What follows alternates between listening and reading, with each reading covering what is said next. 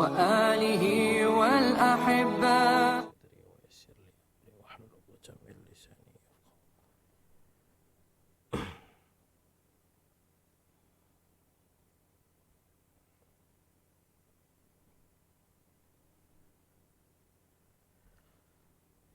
إن الحمد لله هدانا لهذا وما كنا لنهتدي لولا أن هدانا الله أشهد أن لا إله إلا الله وحده لا شريك له وأشهد أن محمدا عبده ورسوله لا نبي بعده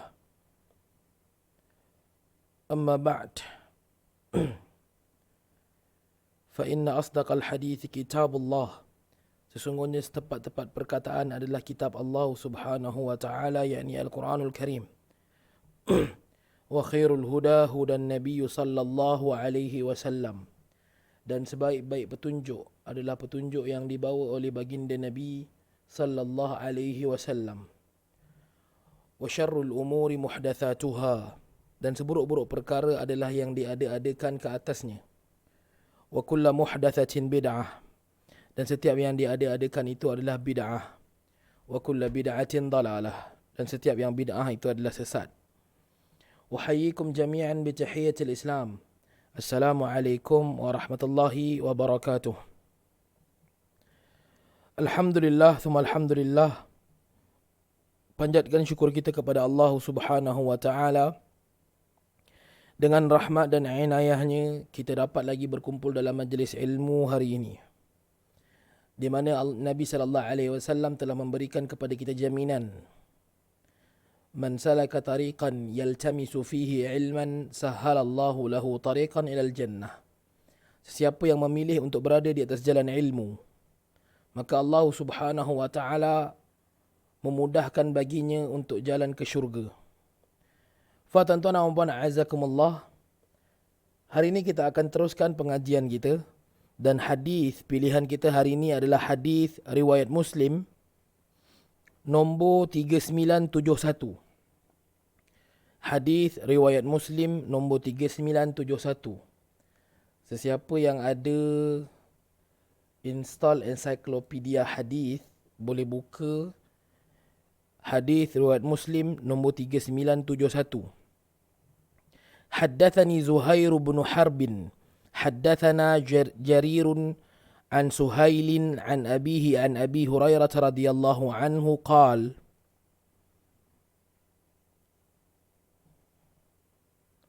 قال رسول الله صلى الله عليه وسلم صنفان من أهل النار لم أراهما قوم معهم سياط كأذناب البقر. Daripada Abu Hurairah radhiyallahu an, beliau menyebutkan bahawa Rasulullah sallallahu alaihi wasallam bersabda, ada dua golongan ahli neraka yang kedua-duanya belum pernah aku lihat, iaitu qaumun ma'ahum siyatun ka'adnabil baqari yadribuna bihan nasi wa yadribuna bihan nas. Satu kaum yang membawa tombak seperti ekor lembu yang digunakannya untuk memukul orang. Dan yang kedua, wanisaun kasiyatun ariyatun. Yang kedua adalah wanita-wanita yang berpakaian kasiyat, namun ariyat, tetapi dia bertelanjang. Mumilatun mailat, berjalan dengan lenggang-lenggoknya. Ru'usuhunna ka'asnimatil bukhtil ma'ilah. Di kepala mereka adanya satu bonggol seperti punuk unta. Seperti ham unta tu. Camel ham. La yadkhulnal jannah. Wanita-wanita ini tidak akan masuk ke dalam syurga. Wala yajidna rihaha, bahkan tidak mampu untuk membaunya, kewangian syurga. Wa inna rihaha la yujadu min masirati kadha wa kadha. Sedangkan bau syurga itu sangat kuat, wanginya syurga itu sangat kuat. Dapat dihidu daripada sini ke sini. Okey. Tuan-tuan dan puan azakumullah. Hadis yang pertama, hadis ini membawakan kepada kita dua golongan yang tercela, bahkan tidak akan masuk syurga. Sekejap siapa yang mesej ni?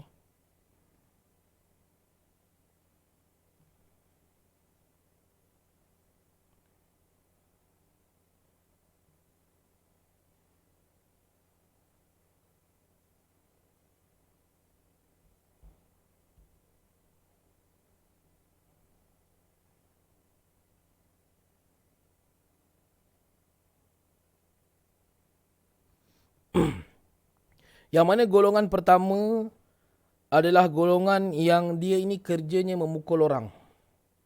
Yang ini kita jelaslah. Cuma yang kedua adalah hadis yang juga jelas sebenarnya, tetapi dipandang ringan oleh sebahagian besar wanita, bahkan lelaki hari ini. Kata Nabi SAW, Nisa'un kasiyatun ariyat. Wanita yang berpakaian tetapi bertelanjang. Dia ada dua maksud. Di mana maksud yang pertama, pakaiannya itu terlalu nipis ataupun mengikut bentuk tubuh badan. Ataupun maksud yang kedua adalah wanita yang dia telah menutup dirinya dengan pakaian, tetapi kemudian dia juga menonjolkan dirinya kepada para lelaki ajnabi yang bukan daripada suaminya.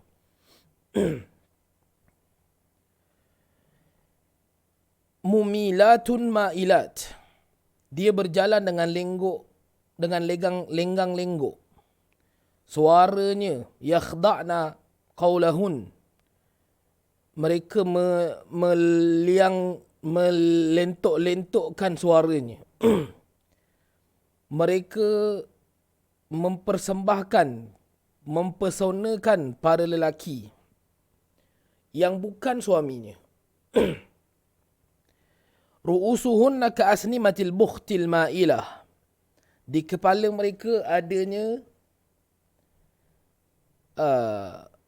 bonggol-bonggol seperti punuk unta. Ini lebih jelas pada zaman dulu, di mana wanita-wanita mereka akan memakai sesuatu di atas kepala mereka untuk meninggikan. Kita panggil hari ni apa? Kat belakang kepala perempuan kalau pakai tudung tu? Sanggul. Pada zaman itu, mereka akan meninggikan sanggul mereka supaya dilihat oleh para lelaki dari jauh pun. Oh, ada perempuan kat situ. Adakah ru'usuhunna ka'asnimatil bukhtil ma'ilah ini boleh disamakan dengan sanggul pada hari ini? Pada bahagian ini saya sedikit tidak bersetuju untuk menyamakan perbuatan ini dengan wanita-wanita bertudung yang bersanggul hari ini. Kerana boleh jadi memang rambut mereka panjang dan itu tidak menjadi masalah, dan mereka tidaklah meninggikan sanggul mereka untuk dipertontonkan kepada para lelaki. Kalau mereka dah tutup dengan baik dan sanggulnya timbul, tidak menjadi masalah. Tetapi kalau dia sengaja meninggikan sanggulnya untuk menjadi tumpuan para lelaki, maka itu adalah haram. Nabi SAW menggunakan kalimah kasiyatun ariyat. Wanita-wanita yang berpakaian tetapi bertelanjang.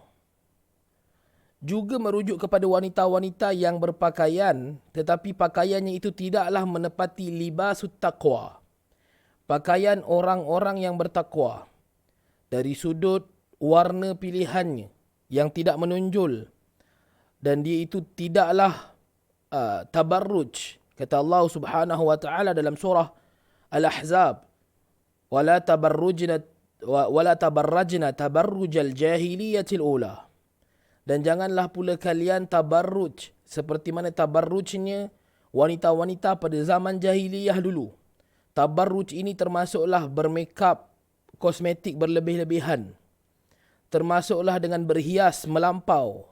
Termasuklah dengan menonjolkan diri di tengah-tengah lelaki yang bukan mahramnya. Termasuklah mencantikkan diri supaya menjadi tumpuan dan tontonan para lelaki. Bahkan ada banyak hadis yang berkait dalam hal tabarruj ini. Termasuklah Nabi SAW melarang seseorang itu daripada memakai pakaian yang pelik dan ganjil berbanding pakaian kebanyakan orang. Kalau orang semua boleh pakai baju biasa, kenapa tiba-tiba kita nak pakai baju lain daripada lain? Tetapi hari ini perkara itu menjadi kebiasaan kita. Kita tak nak pakai baju yang sama dengan orang, terutamanya wanita. Tak ada wanita dalam kelas ni, tapi memadailah untuk para suami tahu, untuk menjadi tauladan dan sempadan buat kita. Tuan-tuan dan puan a'azakumullah, ancaman tentang pakaian ini, tentang lenggok wanita ini, tentang suara mereka ini, adalah ancaman yang besar. Kita boleh bayangkan betapa mulianya syurga sehingga baunya dapat dihidu. Ketika mana Abu Ubaidah Al-Jarrah menghadapi kematiannya ketika beliau gugur di medan Uhud. Maafkan saya, bukan Abu Ubaidah Al-Jarrah. Allahumma salli ala Muhammad, saya lupa nama sahabat. Nabi SAW perintahkan untuk para sahabat yang lain cari jenazah dia. Dan kalau jumpa dengan orangnya, sampaikan salam Nabi kepadanya. Ketika itu belum jenazah lagi lah. Dan Nabi tahu orang itu, sahabat ini, Allahumma salli ala Muhammad, saya lupa sangat nama dia. Sahabat ini sedang diambang mati.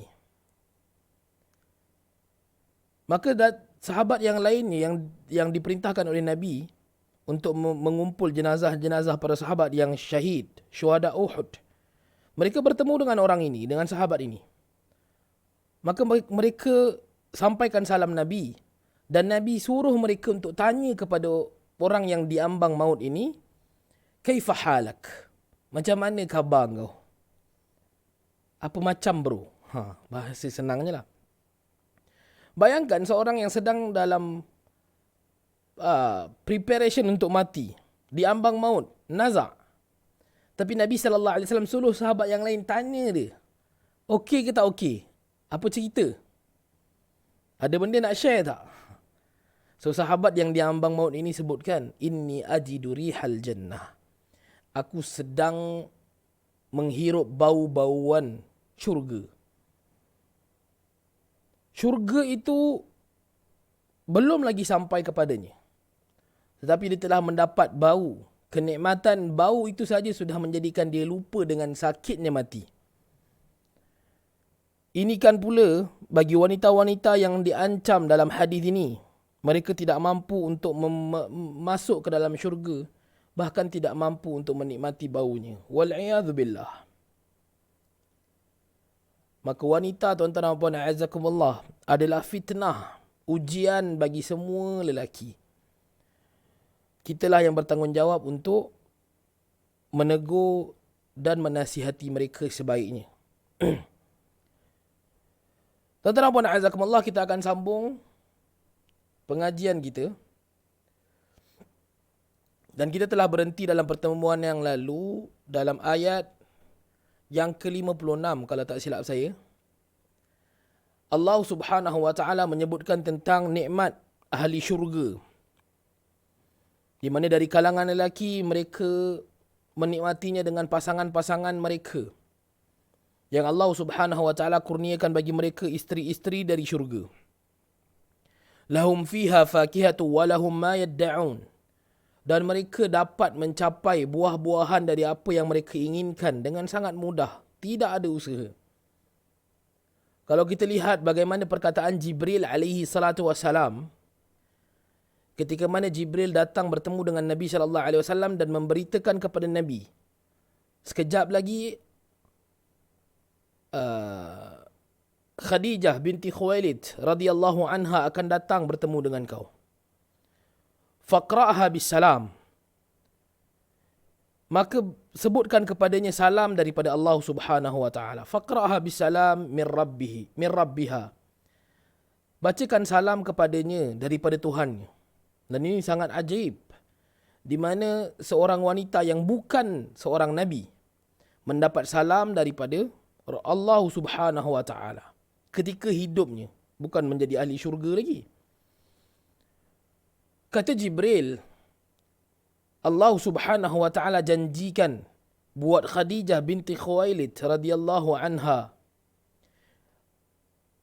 rumah, ataupun boleh juga ditafsirkan sebagai istana di syurga, yang tidak ada lagi hiruk pikuk kesusahan di dalamnya, tidak ada lagi kebisingan di dalamnya. Kerana Khadijah binti Khuwailid radhiyallahu anha, ketika mana beliau hidup bersama dengan Nabi sallallahu alaihi wasallam, beliau sering diganggu.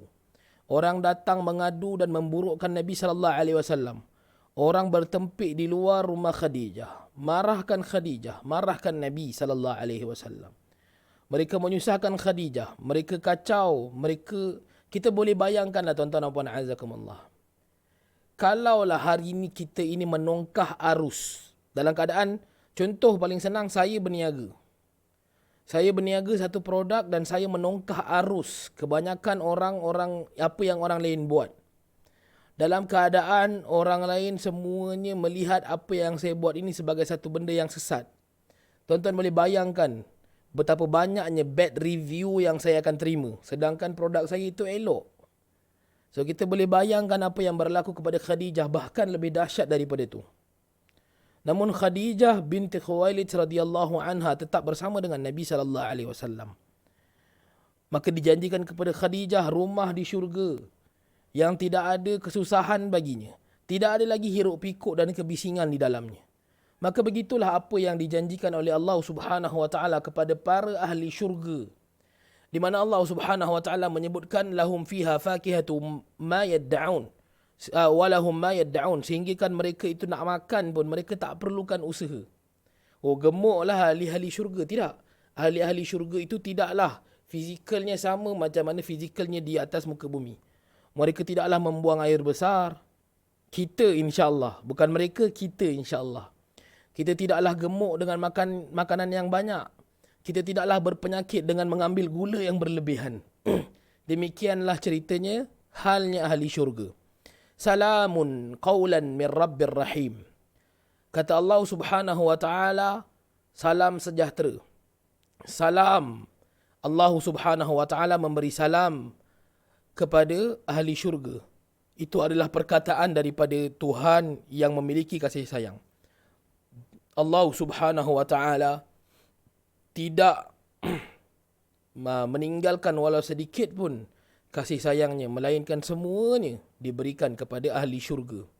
Qaulan min Rabbir Rahim. Allah Subhanahu wa taala melimpahi mereka dengan kasih sayang yang banyak, nikmat yang tidak terperi. Wamtazul yawma ayyuhal mujrimun. Kata Allah Subhanahu wa taala, berpisahlah kalian wahai ahli-ahli neraka, orang-orang yang berdosa. Alam a'had ilaikum ya bani Adam alla ta'budu syaitan. Maka ketika ini, kalau kita lihat Allah Subhanahu wa taala menunjukkan kepada kita bahawa Allah Subhanahu wa taala memberi nikmat kepada orang yang Allah Subhanahu wa taala telah pun nilai sebagai orang yang layak untuk menerima nikmat. Manakala Allah Subhanahu wa taala mengazab makhluknya, ciptaannya,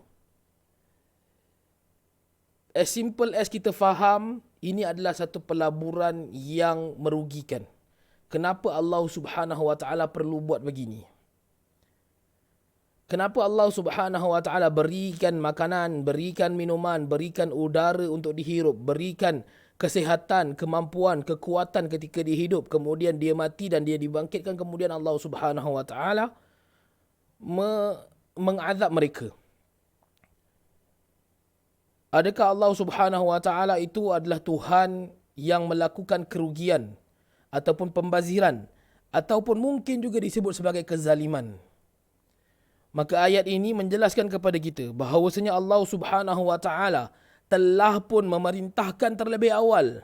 Alam ahad ilaikum, bukankah telah aku perintahkan ke atas kalian, ya bani Adam, wahai sekalian anak-anak Adam, alla ta'budu syaitan, supaya kalian jangan mengikuti syaitan, jangan menyembah syaitan, jangan memuja syaitan, jangan ikut perintah syaitan.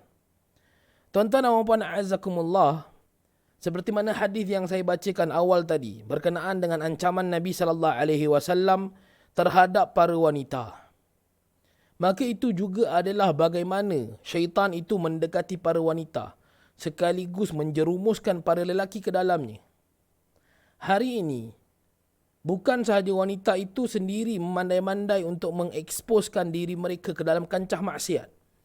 Bahkan ada di kalangan suami-suami yang mereka pula yang berlebih-lebihan, yang beria-ia menonjolkan isteri-isteri mereka. Ada di kalangan para isteri yang tak pandai sangat pun bermedia sosial. Tapi suami yang beria-ia, buat video, edit gambar, tunjuk dekat orang. Allahu a'lam, tidak jelas apakah tujuan utamanya. Namun itu adalah sebahagian daripada perbuatan tabarruj, yang mana Allah Subhanahu wa taala telah pun memerintahkan wala tabarrajna tabarrujal jahiliyatil ula. Janganlah kalian ini bertabarruj seperti mana tabarrujnya orang-orang jahiliyah yang telah lalu. Dalam hadis riwayat Muslim, Allah Subhanahu wa taala, Nabi sallallahu alaihi wasallam menceritakan dalam hadis Anas bin Malik, kata Nabi sallallahu alaihi wasallam, falamma lamma sawwara Allah Adam, ketika mana Allah Subhanahu wa taala siap menyiapkan bentuk tubuh Adam alaihi salatu wasallam fil jannah, di syurga. Tarakahu ma syaa Allah ayatrukuhu. Maka Allah Subhanahu wa taala meninggalkan Adam di atas apa yang Allah Subhanahu wa taala kehendaki. Maksudnya Adam itu duduk di dalam syurga alaihi salatu wasallam mengikut kehendak Allah Subhanahu wa taala. Tidaklah menikmati segala apa yang Allah Subhanahu wa taala sediakan itu untuk orang-orang yang beriman, tetapi Adam tinggal di syurga, cuma ada beberapa limitation. Ketika mana Adam tinggal di syurga, faja'ala iblis, datanglah iblis, yutifu bihi. Iblis datang memerhati dan meneliti Adam alaihi salatu wasalam. Yanzuru mahu. Dia melihat kepada Adam, apa yang ada pada Adam ni. Falamma ra'ahu, apabila iblis melihat kepada Adam, ajwafa arafa annahu khuliqa khalqan la yatamalak. Iblis mendapati Adam ini dilengkapkan dengan rongga-rongga. Namun rongga-rongga yang ada pada tubuh badan Adam ini menjadikan tidak sempurna, sehingga Adam, yakni manusia seluruhnya, tidak mampu untuk mengawal diri mereka. Dalam lafaz yang lain, emosi mereka. Maka iblis tahu ada kelemahan besar pada ciptaan Allah, yakni manusia ini, di mana mereka tidak mampu untuk mengawal diri mereka. Kerana itu manusia ini diciptakan berpasang-pasangan. Kerana itu kita lihat ada banyaknya anjuran dan perintah Nabi SAW untuk kita saling bantu-membantu satu sama lain. Yang tua tolong yang muda bantu yang tua. Yang lemah minta tolong dengan yang kuat bersedia membantu yang lemah, yang lebih berkongsi dengan yang kurang. Maka manusia ini sifatnya dia tidak boleh sempurna. Tidak boleh sempurna.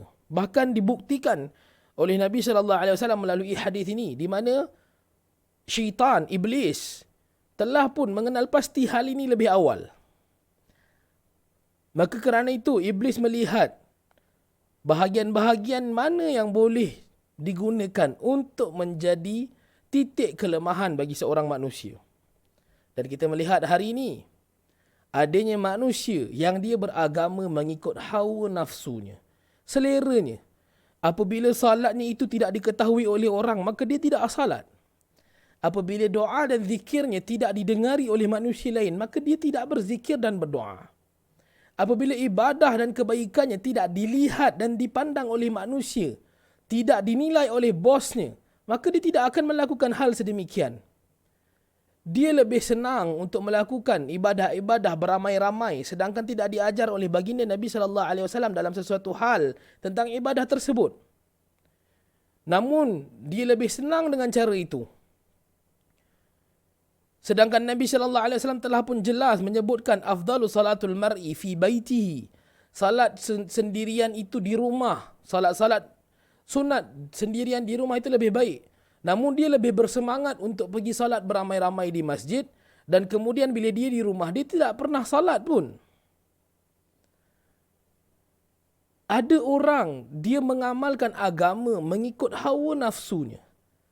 Kerana syaitan, kerana iblis telah pun lebih dulu tahu tentang kelemahan hal ini.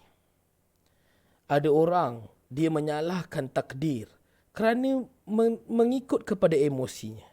Dia gagal untuk mengawal emosinya. Ada orang, dia bercinta bahkan bernikah kerana emosinya. Ada orang, dia berpecah belah dengan keluarganya kerana emosinya. Allah Subhanahu wa taala menyebutkan innahu lakum aduwwum mubin. Sesungguhnya syaitan itu adalah musuh yang nyata bagi kalian. Wa ani'buduni. Yang sepatutnya kalian lakukan adalah untuk menyembah aku. Hadza siratun mustaqim. Dan inilah satu-satunya jalan. There's no other way untuk kita masuk ke syurga, menyelamatkan diri daripada neraka Allah, melainkan dengan menyembah Allah dengan sebenar-benar sembahan. Allah Subhanahu wa taala berfirman, "Ati'ullaha wa ati'ur rasul." Taatlah dengan penuh kepada Allah dan taatlah dengan penuh kepada Rasul. Wa ulil amri minkum, dan juga taat kepada pemerintah-pemerintah kalian. Namun dalam ayat pemerintah-pemerintah kalian, Allah tidak menggunakan perkataan ati'u, taat yang penuh. Ini adalah indikasi untuk kita faham bahawa ketaatan kepada pemerintah itu adalah ketaatan yang apabila ianya menepati Allah dan Rasulnya. Kerana Allah Subhanahu wa taala menyebutkan fa in tanaza'tum fi syai', apabila kalian selisih dalam sesuatu perkara, farudduhu ila Allah wa ila Rasul, maka hendaklah kalian kembali kepada jalan Allah dan Rasul. Walaqad adalla minkum jibillan kathiran afalam takunu ta'qilun. Dan sesungguhnya kata Allah Subhanahu wa taala, syaitan itu telah menyesatkan menyesatkan ramai di kalangan kalian. Afalam takunu ta'qilun. Kenapa kalian tidak menggunakan akal untuk digest benda ni? Maksudnya di sini tuan-tuan dan puan azakumullah, there's no one in hari kiamat dia boleh claim kepada Allah Subhanahu wa taala that aku tak tahu pun benda ni sesat. Ini adalah hujah yang Allah Subhanahu wa taala bawakan daripada garis timeline di mana berlaku pada hari itu, yang Allah Subhanahu wa taala berfirman, bukankah kalian telah melihat sekeliling kalian, kaum sebelum kalian, adalla minkum jibillan kathira. Syaitan itu telah berjaya menyesatkan ramainya dari kalangan kalian. Kalau tanya kita pun kita tahu berapa ramai dah. At least kita boleh tahu that bagaimanakah kesesatan Fir'aun, bagaimanakah kesesatan Namrud, bagaimanakah kesesatan Abu Jahal. Orang-orang ini telah menjelaskan, telah menunjukkan kepada kita dengan jelas betapa kesesatan itu adalah agenda utama syaitan. Iblis telah mengetahui bahawasanya tentera Badar, tentera musyrikin Badar itu akan kalah. Tuan-tuan, syaitan tidak menyeru orang-orang musyrikin itu untuk berperang di Badar. Kerana 50-50 sama ada kita boleh menang atau tidak. Bahkan mereka tahu yang mereka pasti kalah. There's no one yang boleh menang mengalahkan Allah Subhanahu wa taala. That's the fact that syaitan tahu. Tapi mereka adalah makhluk yang akan sentiasa berusaha menyesatkan manusia. La'uwiyannakum, kata Iblis, aku akan pasti menyerongkan mereka daripada landasanmu ya Allah. Iblis ketika mana berkhutbah di hadapan ahli neraka, dalam neraka berkhutbah juga Allah panggil. Maka kata Iblis, fala talumuni walumu anfusakum wama ana bimusrikhikum wama antum bimusrikhi. Aku tidak mampu untuk melindungi kalian dan kalian juga tidak mampu untuk menyelamatkan aku. Apa yang aku janjikan kepada kalian itu semuanya adalah dusta belaka. Fala talumuni walumu anfusakum. Dah jangan duk salah-salahkan aku, kata Iblis. Salahkan diri kalian. Maka Allah Subhanahu wa taala sebutkan dalam ayat ini, afalam takunu ta'qilun. Kenapa kalian tak nak jadi orang yang menggunakan akal? Senang cerita, bahasanya adalah kenapa kau orang tak nak guna otak? Hadhihi jahannamul lati kuntum tu'adun.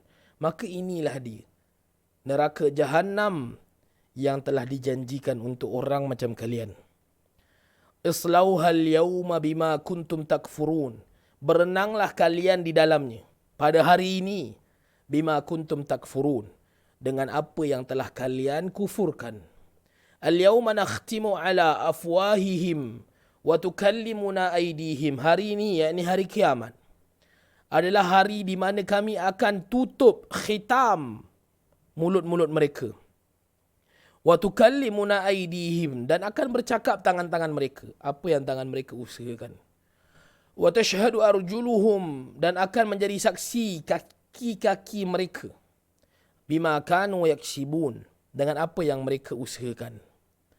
Walau nasha'u latamasna ala a'yunihim fastabaqus sirata fa anna yubsirun. Kalau kami nak, kata Allah Subhanahu wa taala, kami boleh saja hapuskan panca inderanya, patahkan tulang belulangnya, cabut matanya. Fastabaqus sirat, sehingga mereka itu ketika hidupnya mereka akan terkapai-kapai mencari kebenaran. Fa'anna yubsirun, dan bagaimana mereka mampu untuk melihatnya. Maksudnya Allah Subhanahu wa taala kalau nak cerita pasal bab zalim ni, Allah boleh buat. Allah boleh je letakkan kita di atas muka bumi, hidupkan kita, kemudian Allah biarkan tanpa ada hala tuju, tanpa ada panduan dan bimbingan. Allah biarkan kita buta, pandai-pandailah hidup. Fa'anna yubsirun, bagaimana mereka mampu melihat. Allah bagi renungan kepada kita. Sedar that, tuan-tuan, Allah bawa cerita yang akan datang. Dan cerita ni adalah cerita pasti. But still, Allah bawakan kepada kita supaya kita ambil pelajaran. Tuan-tuan, cerita-cerita yang berlaku pada hari kiamat ni adalah cerita betul, bukan cerita yang Allah ada-adakan. So please, sedar that benda-benda ni adalah benda-benda yang berlaku dan kita ada jalan untuk pastikan diri kita tak terlibat dalam keadaan ini. So jangan baca sekadar baca Al-Quran. Terutamanya cerita-cerita tentang mahsyar, mizan, hisab, kiamat. Cerita ni adalah cerita yang memang berlaku pada waktu itu. Garisan masa yang kita faham dalam hidup kita ini adalah satu garisan yang sama akan berlaku pada hari akhirat kelak. Cuma Allah Subhanahu wa taala memiliki garis masa itu. Maka Allah telah melihat seluruhnya, apa yang berlaku pada yang di depan dan kita yang masih di belakang, Allah bagi tahu. Saya bawakan analogi mudah untuk kita faham. Orang yang berlari dengan orang yang berjalan. Kita berjalan dan ada orang yang berlari dan memintas kita dan dia berada di depan. Maka orang yang berlari itu, dia dah lalu macam-macam kat depan yang kita masih berjalan tak lalu lagi. So adanya penonton dekat luar, orang dekat luar yang dah tahu dah. Orang lari tu tadi dia terlanggar batu, lepas tu ada kona kat depan. Maka dia ingatkan kita yang dekat belakang. Depan tu nanti ada batu, ada kona-kona, ada lopak, ada lecak. Dia melihat ke semua garisan itu. Maka Allah Subhanahu Wa Taala, Tuhan yang menciptakan masa. Apa yang Allah Subhanahu Wa Taala bawakan, ini adalah realiti yang berlaku. Dan Allah bawakan kepada kita untuk kita ambil pelajaran ini supaya kita tidak termasuk dalam golongan itu. Still, ada masa untuk kita. Selagi mana Allah Subhanahu Wa Taala kurniakan kehidupan untuk kita, maka kita ada masa untuk betulkan. Walau nasha'u lamasakhnaahum ala makanatihim famastata'u muddiyan wala yarji'un.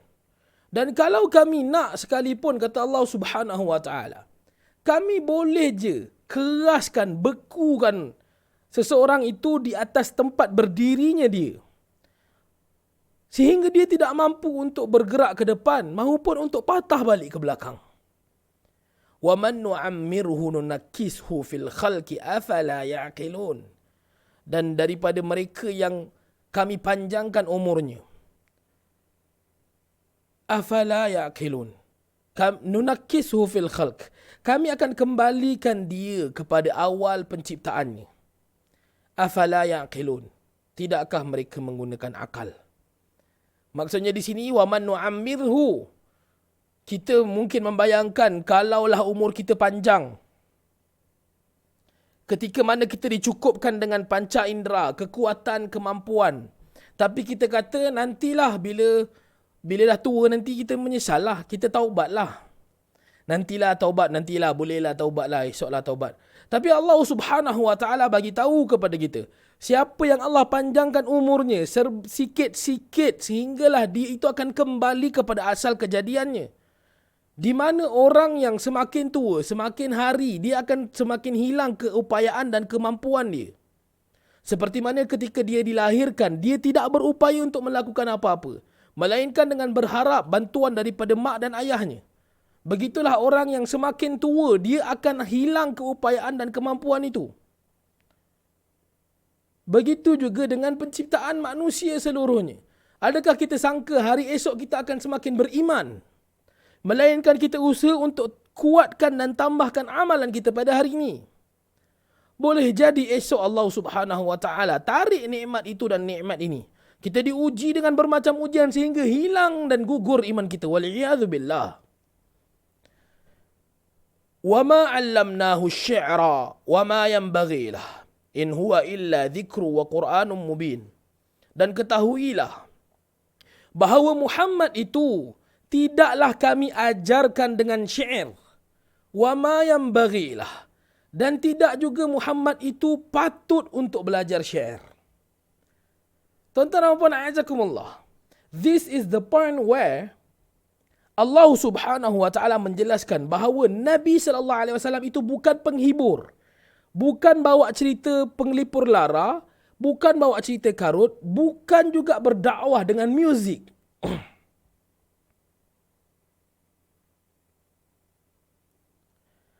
Hari ini kita lihat ada orang yang membawa satu jalan yang mungkin diterima sebagai boleh. Namun majoriti ulama termasuklah Al-Imam Syafi'i mengharamkan hal ini, iaitu muzik. Dan mereka menyebutnya sebagai ini adalah dakwah. Tak cukup dengan berdakwah melalui muzik. Kemudian mereka memainkan muzik mereka, menyanyi-nyanyi di dalam masjid rumah Allah Subhanahu Wa Taala. Tuan-tuan dan puan-puan, azakumullah, agama itu tidak didatangkan sebagai muzik dan juga hiburan. Agama itu tidak didatangkan sebagai syair. Bahkan Allah Subhanahu Wa Taala clearly menyebutkan bahawasanya wa ma 'allamnahu asy-syi'r. Tidaklah kami turunkan kepada Muhammad itu, tidaklah kami ajarkan kepada Muhammad itu syair untuk kalian dendangkan, untuk kalian jadikan sebagai ubat hati kalian ketika kalian berduka lara. Kemudian bila kalian senang-senang, kalian boleh lupakan. Wa ma yanbaghilah. Tidak juga Muhammad itu perlu untuk belajar benda-benda ni. Tuan-tuan dan puan, azakumullah. Ini bukan tempatnya untuk kita letakkan agama itu sebagai satu hiburan.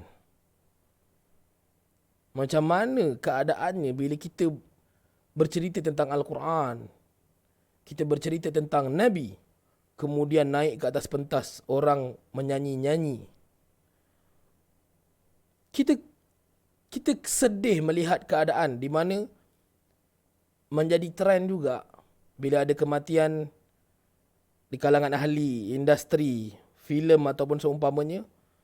Dalam majlis ada orang tak pakai tudung, buka aurat, nyanyian AJL let's say, untuk memperingati almarhum, contoh almarhum P. Ramlee. Sama-sama kita sedekahkan Al-Fatihah. Maka bacalah Al-Fatihah. Kita sedih tengok keadaan ini.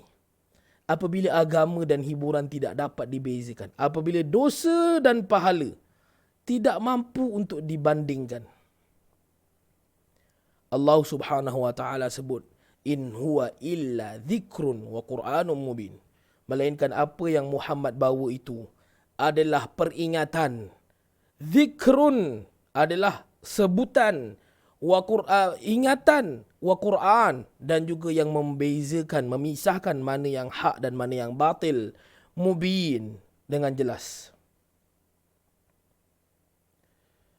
Ustaz, afwan, bukan ke muzik dan ataupun alat muzik sepakat 4 imam mazhab mengharamkannya? Bukan ke muzik atau alat muzik sepakat 4 imam mazhab mengharamkannya. Jumhur mengharamkan.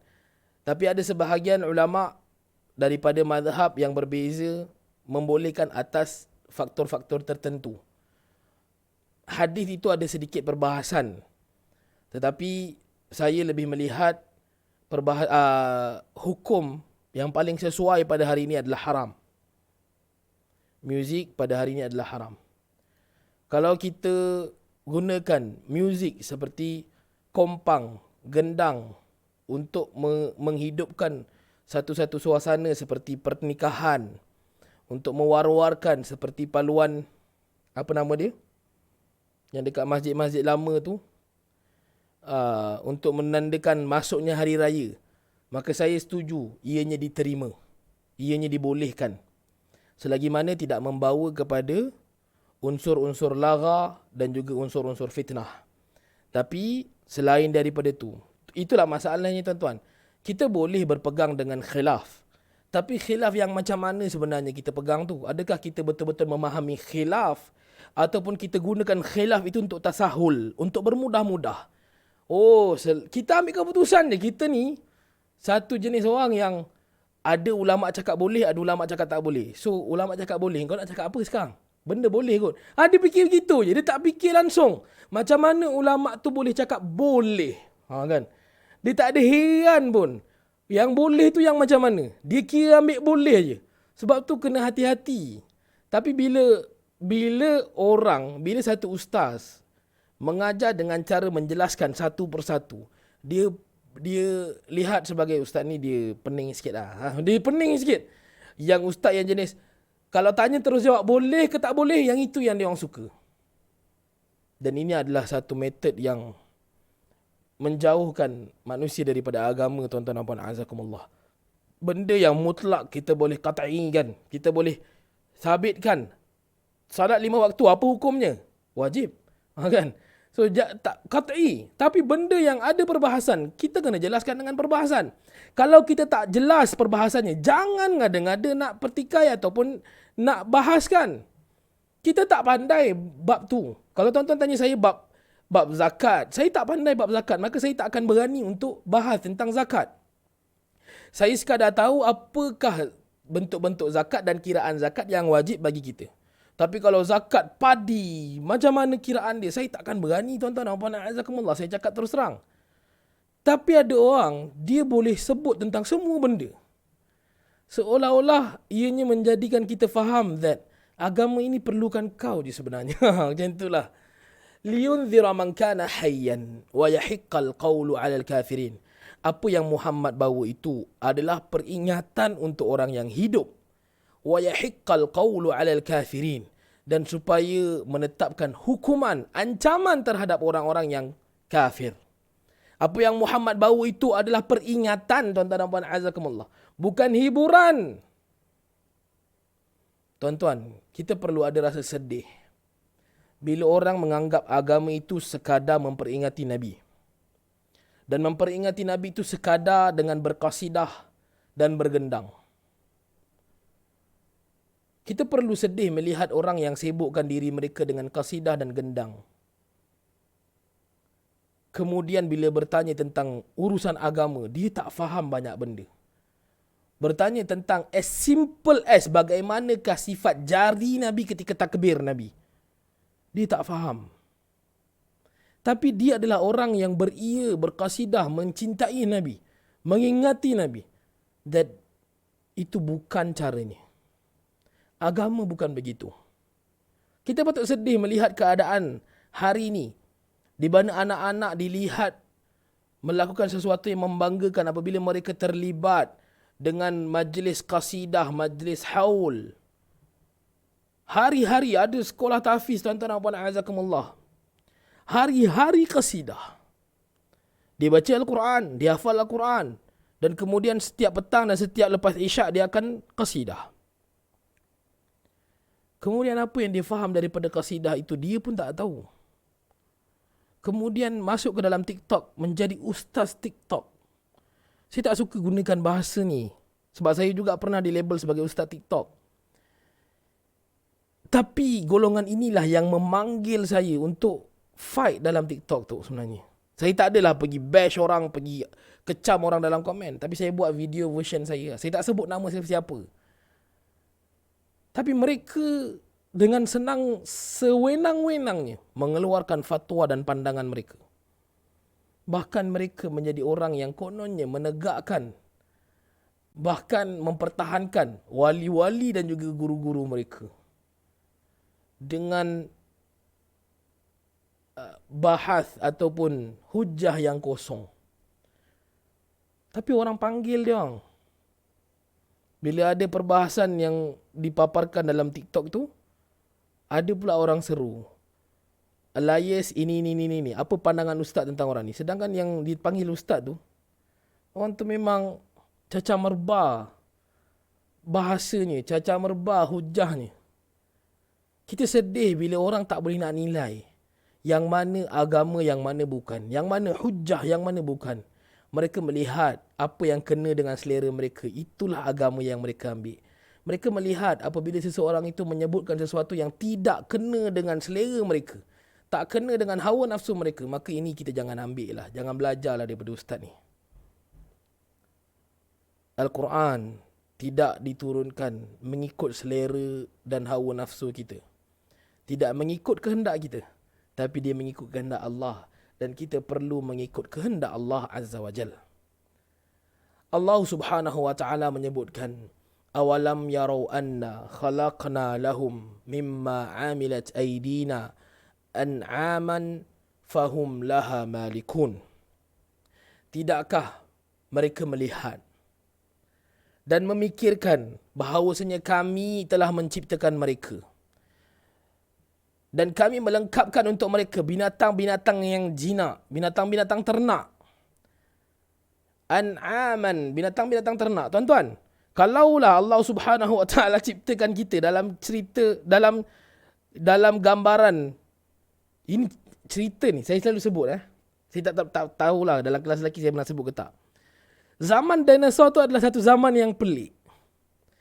Kerana macam mana manusia itu diciptakan di tengah-tengah haiwan buas. Kan, kita tengok zaman dinosaur, manusia sikit punya kecil. Kona kanan ada T-Rex, kona kiri ada haiwan apa benda entah yang laju tu raptor ke apa. Macam mana kau nak hidup begitu? Adakah Tuhan sezalim itu? Tidak. Jelas sekali dalam Al-Quran, Allah Subhanahu wa ta'ala menyebutkan, kami ciptakan kalian mimma amilat aidina, daripada tangan kami. Tangan Allah macam mana? Tangan Allah, wallahu alam. Tangan Allah. Tangan Allah ni kita nak terjemahkan sebagai apa? Tangan Allah. Senang. Jangan susah. Macam mana tangan Allah? Tangan Allah. Saya tak kata sama dengan apa-apa dan kita tidak menyamakan dengan apa-apa. Dan tangan Allah itu pula tidaklah menyamai sesuatu pun. An'aman, adanya haiwan-haiwan ternak yang jinak, yang boleh dijadikan ternakan, yang boleh dijadikan makanan, yang boleh dijadikan sebagai tunggangan. Maka jelas sekali, manusia di tengah-tengah dinosaur itu tak berlaku. Tuhan tidak terzalim itu. Kita tengok cerita dinosaur pening kepala.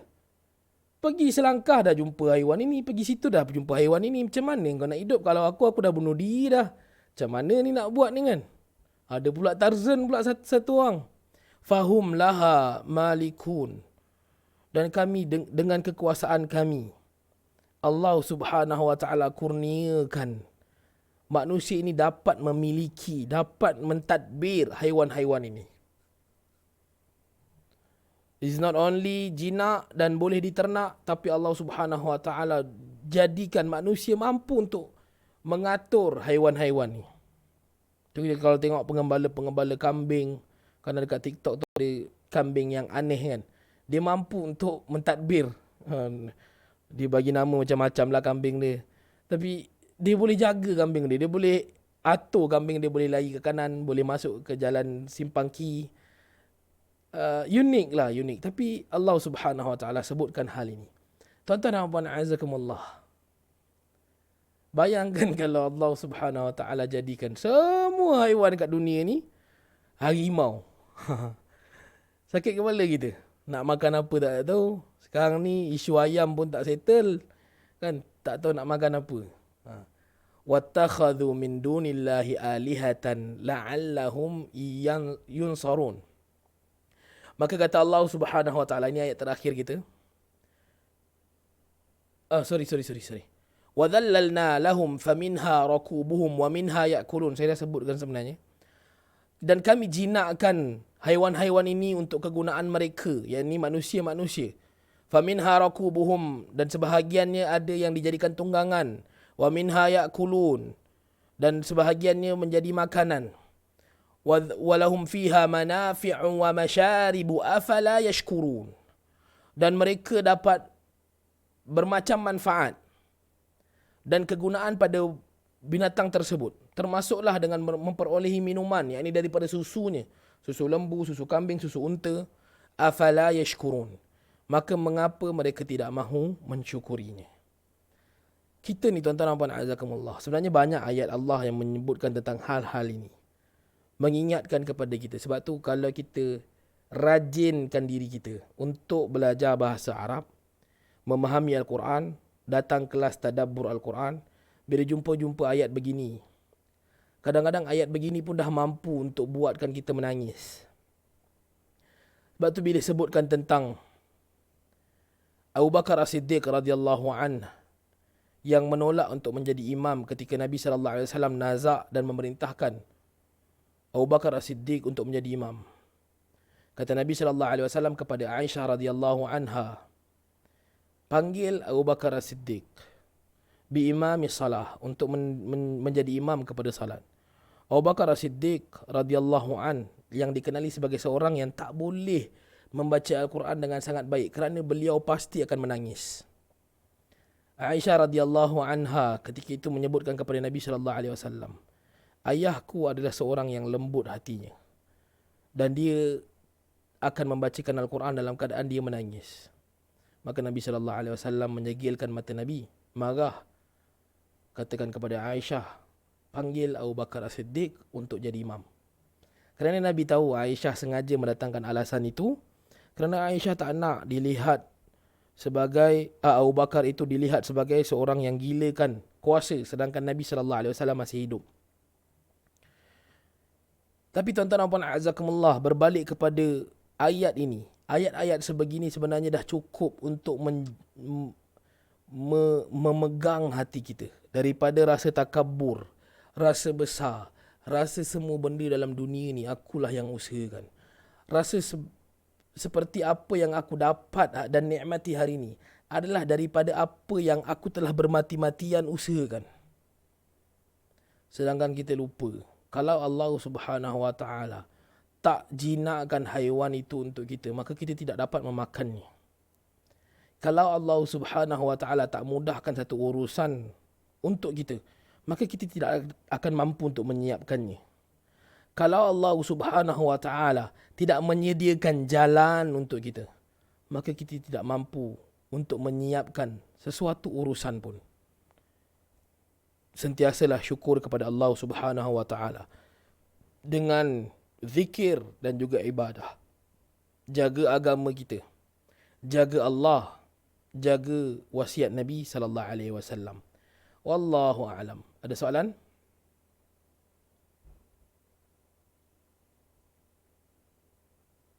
Ada soalan tak? Kita ada berapa orang ni? Macam ramai 1, 2, 3, 4, 5, 6, 7, 8, 9, 10, 11. Masya Allah, tabarakallah. Betul ke saya kira ni? Ada soalan tak? Selain soalan Abang Azhar tadi.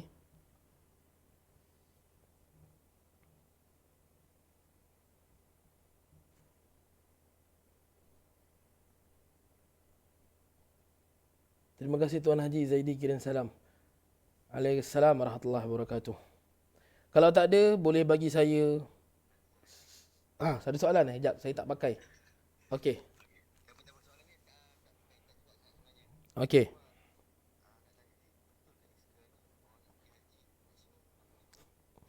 Maksimum umur 65, betul? Betul, ini adalah syarat terbaru yang dikeluarkan oleh Kerajaan Arab Saudi untuk 65 tahun sahaja. Saya rasa sementara, mungkin bukan sementara untuk beberapa waktu ni, tapi tahun ni memang sabit lah 65 tahun. Cuma mungkin untuk 3-4 tahun, wallahu alam. Dan kita sendiri tahu Saudi adalah satu negara yang penuh dengan surprise. So pada bila-bila masa dia boleh je mansuhkan. Sebab dia tak perlukan perbincangan parlimen macam kita. Dia tak perlukan satu perbahasan yang perlu diulang berkali-kali. Dia monarki kan. Pada bila-bila masa dia nak ubah, dia ubah. Sama-sama. Lain ada soalan?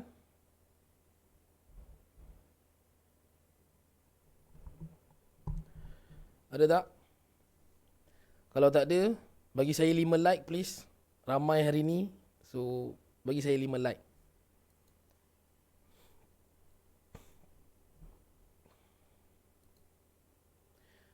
Barakallahu fikum. Subhanakallahumma wa bihamdika. Asyhadu an la ilaha illa anta. Nastaghfiruka wa natubu ilaik.